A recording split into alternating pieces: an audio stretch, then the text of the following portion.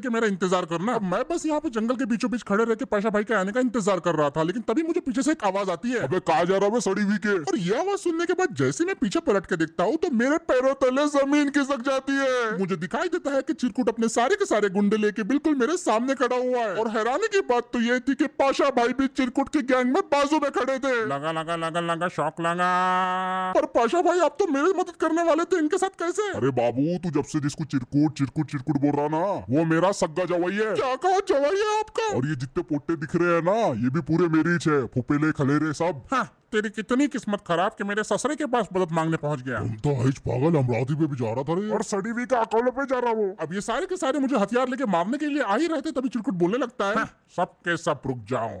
सबसे पहले तो मैं इसे एक झापड़ मारूंगा और अपना बदला पूरा लूंगा, फिर तुम लोग इसको करना जो करना चाहते हैं। फिर उसके बाद चिरकुट एक रॉड लेके मेरे पास आता है और मुझे बोलने लगता है, क्या बोल रहा था इंस्टाग्राम लाइव पे, अब बोलना, फट गई लगता है अभी। चिरकुट के हाथ में वो भयानक रॉड थी और वो मुझे उसी से झापड़ मारने वाला था। चिरकुट पूरी तरीके से पागल हो चुका था और उसकी आंखों में देख के लग रहा था कि वो तो अब मुझे जिंदा नहीं छोड़ने वाला। मेरे पास कोई और चारा नहीं था और मैं अपनी हार को एक्सेप्ट कर चुका था। लेकिन तभी मुझे पीछे से एक हॉर्न की आवाज आती है और जैसे ही मैं पलट के देखता हूँ तो मुझे दिखाई देता है कि जंगल के बीचों बीच से एक तेज रफ्तार अजीब से ऑल्टो आती है और बिल्कुल मेरे सामने आके खड़े हो जाती है। मैं हैरान हो गया कि ये सब क्या हो रहा है। हाँ, ये अपना पुट्टा है क्या? लेकिन उस ऑल्टो से बाहर निकलता है मेरा दोस्त लाला भाई। अरे बाबा लाला उर्फ लमार। क्या रे बाबा, क्या लगा रहे तुम लोगों ने? ये मेरा वही दोस्त है जिसके पास मैं सुबह मदद मांगने के लिए गया था, लेकिन इसके पापा जी ने बोले थे कि ये शहर में गया है करके। क्या हुआ रे बाबा? अब्बा बता रहे थे तू घर पे आया था बोलते, और वैसे इतने लोग काय को तेरे पीछे। तो फिर मैं अपनी लाला को सारी सिचुएशन एक्सप्लेन करना शुरू कर देता हूँ और सारी बातें सुनने के बाद लाला बोलने लगता है, देख बाबा तेरा दुश्मन लाला का दुश्मन, रुक मैं देखता हूँ जरा।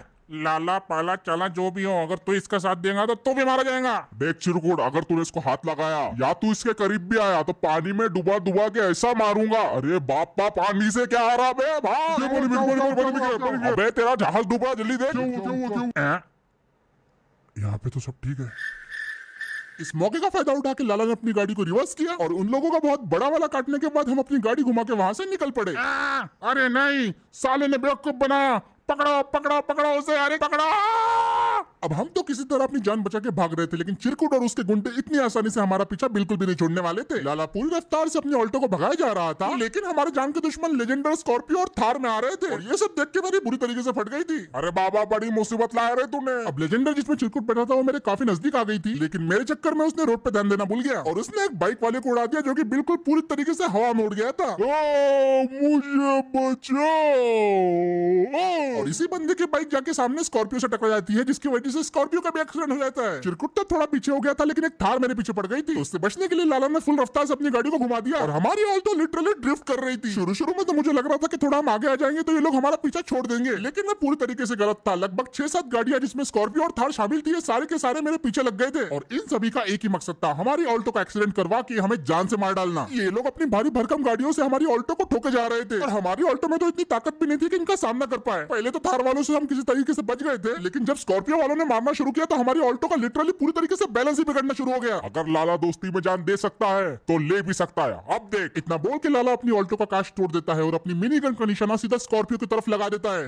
पागल, गोली लगेगी। तो गया बाबा। इतना बोल के लाला अंधाधुंध स्कॉर्पियोज पे फायरिंग करना शुरू कर देता है। ब्लैक वाली स्कॉर्पियो तो बच जाती है, लेकिन व्हाइट वाली स्कॉर्पियो का बुरी तरीके से एक्सीडेंट हो जाता है। व्हाइट वाली स्कॉर्पियो हवा में उड़ गई थी और उसके अंदर बैठा हुआ बंदा तो सीधा बाहर ही निकल रहा था। देखा बाबा, यकीन तो नहीं हो रहा था, लेकिन हमने एक स्कॉर्पियो का टेक डाउन कर दिया था। लेकिन ये देखने के बाद दूसरी स्कॉर्पियो वाला बौखला गया था और हमें पागलों जैसे हिट किया जा रहा था। लाला उस पे गोलियां चलाने की पूरी कोशिश कर रहा था, लेकिन वो सारी गोलियों को डॉज करते जा रहा था। ब्लैक स्कॉर्पियो पे निशाना लगाना इतना आसान नहीं था। लाला ने इससे बचने के लिए अपनी गाड़ी को फुल रफ्तार में भगाना शुरू कर दिया था, लेकिन कहते हैं ना स्कॉर्पियो तो स्कॉर्पियो होती है। वो गाड़ी पूरी रफ्तार से हमारे पीछे आई और हमें जोरदार टक्कर मार दी। इसकी वजह से हमारी गाड़ी का बुरी तरीके से बैलेंस बिगड़ गया था और हमको अपनी गाड़ी को खेत में ड्राइव करना पड़ा। हमारी ऑल्टो कहाँ जा रही थी, किधर जा रही थी, कुछ भी समझ में नहीं आ रहा था। ऊपर से ये ब्लैक स्कॉर्पियो हमारे पीछे भूत के जैसे चिपक गई थी। ये लोग किसी भी कीमत पे हमें खत्म करना चाहते थे और इन्होंने हमारे लिए आखिरी वार तैयार रखा था। इन्होंने हमारी ऑल्टो को लगभग 2-3 बार और टक्कर मारी। तो फिर लाला बोलने लगता है, अरे बाबा मेरे पास एक प्लान है इनकी ऐसी की तैसी का, तो रुक जा अभी। वो स्कॉर्पियो वाले सीधा हमारे बाजू में आ गए थे ऑल्टो के और बिल्कुल हमारे साथ साथ चल रहे थे। टक्कर मार के खत्म कर इस कमीने को। Okay boss. अब वो जैसे ही हमारे ऑल्टो को ठोकने आए, लाला ने फटाक से अपनी स्पीड बढ़ा दी, जिसकी वजह से वो ब्लैक स्कॉर्पियो अनबैलेंस हो गई और उसका बुरी तरीके से एक्सीडेंट हो गया और वो दोनों के दोनों वहां पे मारे गए। जान गए मुझे फर। स्कॉर्पियो से पीछे छुड़ाने के बाद अब 2 थार हमारे पीछे लग गए थे। लाला के पास एक डायनामाइट था जो उसने थार पे फेंकने की बहुत कोशिश की, लेकिन थार वाले वाले उससे बचते जा रहे थे। अरे बाप रे, ये तो रुक ही नहीं ये रहे। लोग हमें बार बार पीछे से ठोके जा रहे थे, जिसकी वजह से हमारी ऑल्टो पूरी तरीके से अनबैलेंस होते जा रही थी। हमारे ऑल्टो में इतनी पावर ही नहीं थी कि इन बड़ी गाड़ियों के सामने टिक सके। अरे बाबा, इनको मारने के लिए ताकत की नहीं, दिमाग की जरूरत होती है। लाला ने फिर दिमाग से खेलना चालू कर दिया था। वो बड़ी बारीकी से थार के इंजन पे गोलियां चलाने लग गया और फाइनली उसकी एक गोली लग गई, जिसकी वजह से थार का इंजन बुरी तरीके से फट गया था और थार हमारे सामने हवा में उड़ गई थी लिटरली। और ये तो उड़ के सीधा हमारे तरफ ही आ रही थी।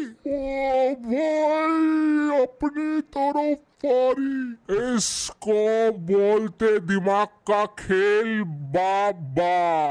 ये थार का तो खेल हमने खत्म कर दिया था, लेकिन एक ब्लैक वाली थार तुरंत हमारे पीछे हमको ठोकने लग गई थी और लाला अब सच में काफी ज्यादा चिढ़ गया था। जरा सामने देखना, मैं इस पे निशाना लगा रहा हूँ। अबे ये हिल क्यों रहा बड़ी है? मुश्किल से उसने थार के इंजन पे निशाना लगाया और आखिरकार थार के इंजन पे निशाना लग ही गया, जिसकी वजह से वो दूसरी थार भी पूरी तरीके से जल के खाक हो गई थी। लेकिन अब मैदान में आ रही थी लेजेंडर और इसे चलाने वाला कोई और नहीं बल्कि चिरकुट था और उसका दिमाग एक्सट्रीमली खराब होकर रखा था। आज ये कमीना जिंदा नहीं बचने वाला।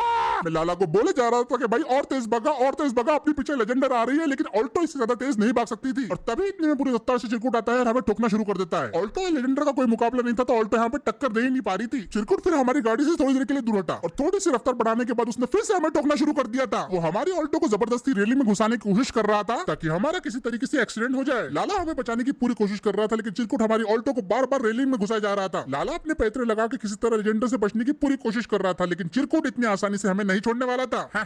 कब तक भागोगे तुम लोग, तो गए, रुको। एक आखिरी बार चिरकुट हमें जोर से टक्कर मारता है, जिसकी वजह से हमारी ऑल्टो रेलिंग पर चढ़ जाती है और बड़ी मुश्किल से हम उसके चंगुल से बाहर निकलते हैं। हम रेलिंग से तो नीचे उतर गए थे, लेकिन इसके चक्कर में हमारी ऑल्टो में एक बहुत बड़ा नुकसान हो गया था। बाबा एक बात बताओ, गाड़ी का ब्रेक फेल हो गया। अरे भाई क्या बकवास कर रहे हो, सामने देखो। अरे भाई गाड़ी को मोड़ो। और बाबा गाड़ी का स्टीयरिंग भी गया। हमारी गाड़ी का ट्रांसमिशन और ब्रेक पूरी तरीके से डैमेज हो चुके थे और हमारी गाड़ी सीधा बढ़ रही थी हाईवे के एक पिलर की तरफ।